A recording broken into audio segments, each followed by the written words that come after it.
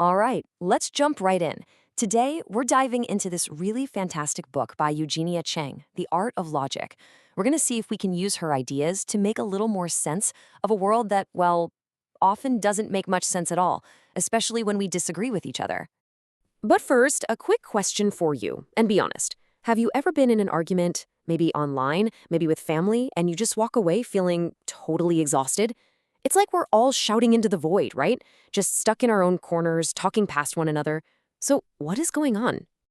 Well, if you feel that way, you're definitely not alone. Eugenia Cheng just nails it with this description. She calls it a constant background noise of vitriol, where it's all about tribes attacking other tribes.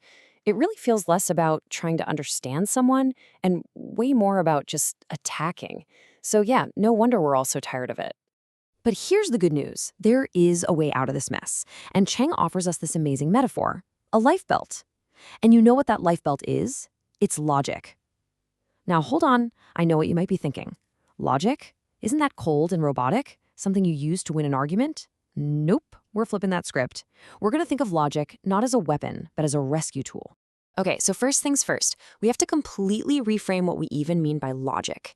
It's not about being Spock, cold, calculating, no emotions. Think of it more like a tool for just clearing the fog. When a situation gets really complicated and emotional, logic is what helps us see what's actually going on. And the key technique for doing that is something called abstraction. I know it sounds a little academic, but trust me, it's super simple. All it means is deliberately ignoring all the messy, irrelevant details for a second so you can focus on the core structure of the problem. Here's a great way to picture it. Imagine a really heated argument is like a spotlight shining on one tiny angry spot on the floor. That's all you can see, right? The anger, the details. Abstraction is like lifting that spotlight up towards the ceiling. Yeah, the tiny spot gets a little blurrier, but suddenly you can see the whole room. You see the context. You finally see the bigger picture. And this is where it gets really, really powerful. When we move to that more abstract level, when we zoom out from all those specific, messy arguments about, politics or chores or whatever, we can suddenly see the underlying principles that connect all these different situations. This is how we break the cycle of just arguing in circles. We start to see the real pattern of the problem. Okay, so we have this powerful idea of stepping back and abstracting. Let's make it a practical skill. Let's talk about how to spot the most common traps that completely derail our conversations and just turn them into fights. So, here are some of the biggest culprits you need to watch out for. First, you've got unstated assumptions. Man, these are dangerous. They're like the giant hidden part of an iceberg just waiting to sink the whole conversation. Then there are gaps in logic. That's when someone just leaps from A to Z without any steps in between. And a personal favorite of mine has to be hand-waving. You've seen this, right? It's when someone just says, "Oh, anyone with half a brain can see this," which really means, I can't actually explain my point. Let's look at a classic mistake in action. It's called the converse error. So the correct logic is, if you want to do well, you must work hard. Makes sense, right? Working hard is a necessary piece of the puzzle. But here's the trap we fall into. We flip it around and think, if I work hard, then I will automatically do well. But that's not always true. Working hard is necessary, but it's not always sufficient. Just being able to spot this one little error can clear up so much confusion.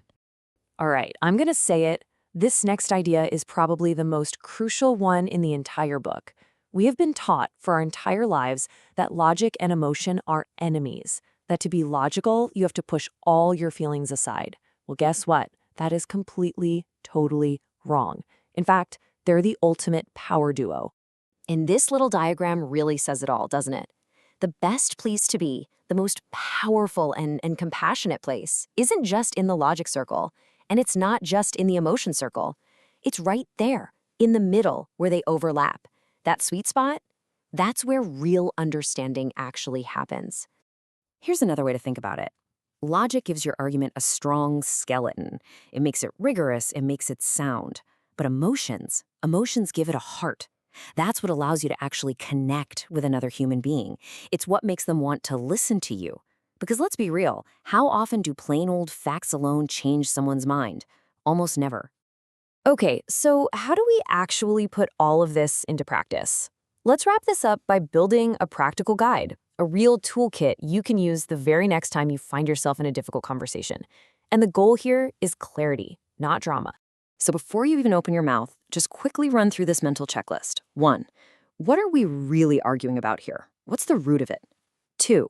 What are my own fundamental beliefs, my axioms, the things I just accept as true? 3. What do I think their fundamental beliefs might be? And 4, this one's huge. Am I going into this to win or to understand? Because honestly, if your goal is just to win, you've already lost.